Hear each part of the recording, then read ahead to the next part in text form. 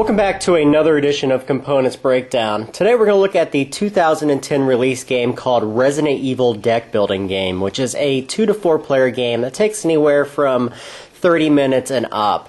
Now, the game revolves around the Resident Evil franchise. It is a deck building game, and it does introduce enough new things to the genre to keep it interesting, although it does not make it a better game. So let's go ahead and open up the box and take a look inside.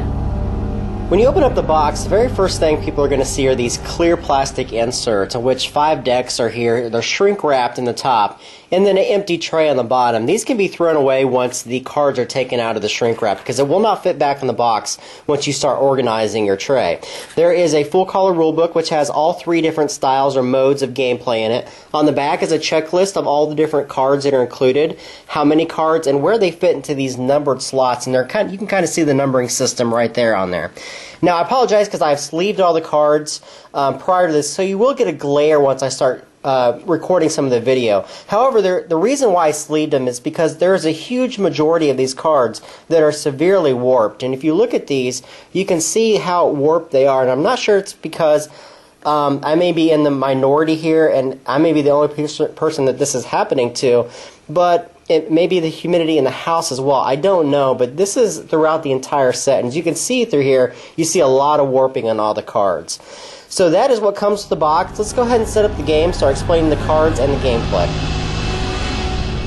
The game ships with 250 total cards, and within those 250 cards, there's 8 different divisions or types of cards within the game. We're going to start with them in order and go through each of them in a little more detail.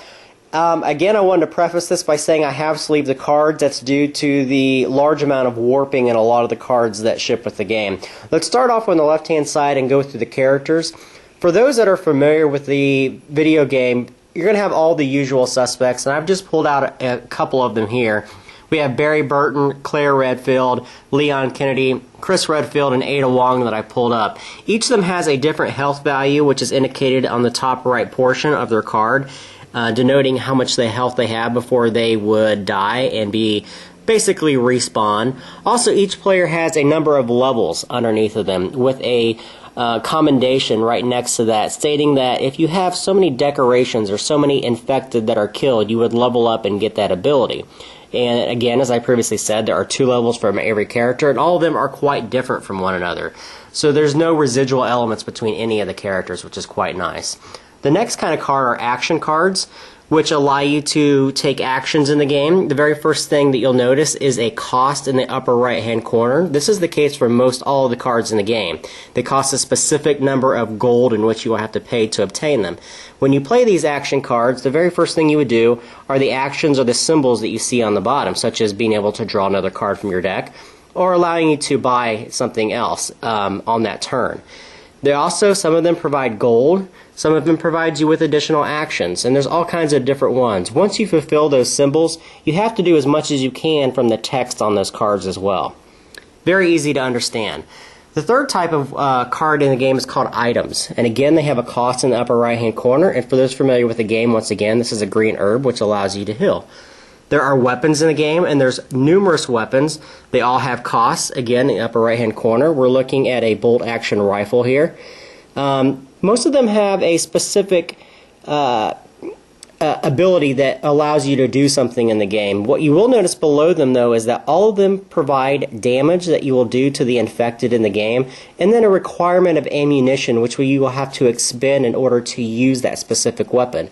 This one here has an ammunition of 50 that you would need, and the assault machine gun down here has an ammunition of 40 that you would need. Both of them do 20 damage, however, the bolt-action rifle here also has an ability to it.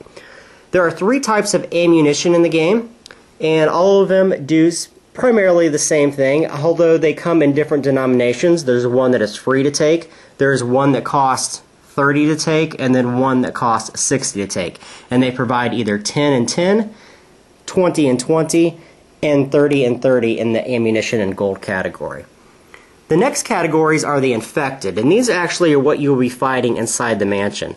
And there's a huge number of them in there. They all have different health values, different damage that they will inflict upon your character if you do not defeat them, and then a decoration score, which you see on the right hand side. Again, these are used to level up your characters, and I've just pulled out 3 right here. El Gigante, which is one of the harder characters to defeat, just a regular zombie, and then a licker that you see down here. And then the last type of items in here are the tokens. There are 2 tokens that ship with the game, and they're both also found inside the mansion. There's a rocket launcher case and then a Gatling gun case, which allow you, once you find those, to gain those specific weapons. They can't be purchased in any other way than but finding them within the mansion itself. These are the type of cards that go in the mansion deck. There are some items also that get put in there, such as the yellow herb.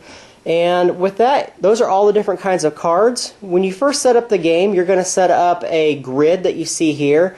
It is a 18 pile grid, and it's going to vary depending upon which of the scenarios that you choose to place. The game ships with different kind of setups, so you can, as your experience level is increased through playing multiple games, you'll be using different setups to set up. Now, this one here has a basic setup in which all games do, and those are the cards that I have listed here on the right-hand side. They consist of the 3 different types of ammunition, the pistol weapons, the knife weapons, and then the green herbs. And these that you see here, the other 12 cards, are the ones that will randomize when you set up the game. Each player at the start of the game, and right now I am just explaining the story mode game, each player is going to start with 1 basic handgun, which does 20 damage, or does 10 damage, and requires 20 ammunition. Each player is going to start with 2 combat knives, which does not require any ammunition at all, and does 5 damage. And then each player is going to start off with 7 of these 0 cost ones that do 10 and 10 for both ammunition and gold. So let's go ahead and jump right into the gameplay and start explaining it. We're going to go through a 2-player story-driven game. In the story-driven game, each of the players is competing with one another to have the most number of decorations by the time that the final boss is defeated. In this base set of the game, Ouroboros is the main boss. He has 90 health and does 70 damage, and he is randomly inserted into the deck. When the game starts, each of the number of players is going to pick one character in which they want to portray, and I've simply chosen Claire and Ada Wong here for each of the 2 players. As I previously showed everybody, each player is going to get a set of 10 cards, which consist of 7 ammunition, 1 handgun, and 2 combat weapons. One player has decided to go first, and we are doing Claire. Each player, during their turn, is simply going to, just like in games like Dominion and Ascension, they're going to draw 5 cards from their deck. And right now, we'll look at each of these 5 different cards. He's got 3 ammunition, a combat knife, and a hand weapon. During a player's turn, they're allowed a number of different kinds of actions or types of things that they can do. They're allowed 1 action, they're allowed 1 buy, and they're allowed 1 explore. Actions are simply taking one of the blue cards, which I previously showed you, and playing one of those actions. At the start of the game, no player is going to have an action, so they can't do anything at that time. The second thing they can do is they can actually buy something from the resource piles in the center of the table. What they can buy is dependent upon the amount of gold that they have in their hand. Usually ammunition provides gold, as well as some action cards provide gold. And right now this player has 30 gold, so they can look through here and decide which cards they wish to buy. And they just look through, say they wish to buy this ammunition, they would take that and put it face up in their discard pile. Very simple. However, there's something a little bit different about Resident Evil. You don't expend these cards. They don't go into the discard pile with you. You're still allowed to use these cards on your explore phase, which is simply going into the mansion and trying to do as much damage as you possibly can. Remember, each player is allowed 1 explore. So going into the mansion, this player would be doing 5 with his combat knife, and he'd have to check to see if he has enough ammunition to fire his gun. Each weapon is only allowed to be used once, despite the amount of ammunition they have. He has 30 ammunition, which would allow him to do both of these actions. So he'd go in doing 15 damage. He would simply announce that he wants to go into the mansion. He looks over at the top card, and he sees that it only requires 10 health to defeat, and he's doing 15 damage. So he kills this, he sustains no damage because he defeated it, and he gets 1 decoration, which is simply placed underneath that player's character. Once this player reaches 2 of these decorations, they would get their level 1 ability. Very easy to understand. Once they've done their explore, they take all the cards that they had here, and they put them face up in their discard pile, and they draw 5 new cards. Let's simply go over to the next player and see what they would possibly do. They have 4 ammunition and 1 weapon. They can buy something up to 40. Remember, you're only allowed 1 buy. So I'm just randomly taking the grenade, putting it into their face up into their discard pile. This person would also like to go into the mansion. So they see that again, they just have 10 damage, but they have enough ammunition to do their handgun. They look at the top card. It is a liquor and requires 40. They do not have enough damage to kill that since they're only doing 10 with their handgun.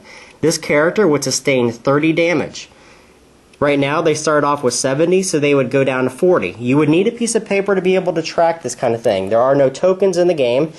This monster or infected that wasn't defeated goes face down, and the game would continue as players buy more things into their decks, keep reshuffling your decks, very much like Dominion. The other kinds of games in here are the Mercenary, in which players or teams can team up with one another, trying to combat each other. And then there's the Versus mode, which the infected deck is not, or the mansion deck is not used at all, and players simply battle each other with some other cards that were included in there specifically for those types of games. Now, even after all three modes of the game have been played by myself and some of my gaming friends, we found that the game still lacks something in content, and we're not quite sure what it is, but it may be contributed to the fact that there's only 250 total cards that ship with the game. And it just feels that after repeated plays, your opportunity to come up with new strategies is severely diminished, or it just doesn't feel like there's enough in there to actually change strategies from one game to the next. And that may be expanded upon when new expansions and additions come out to the game.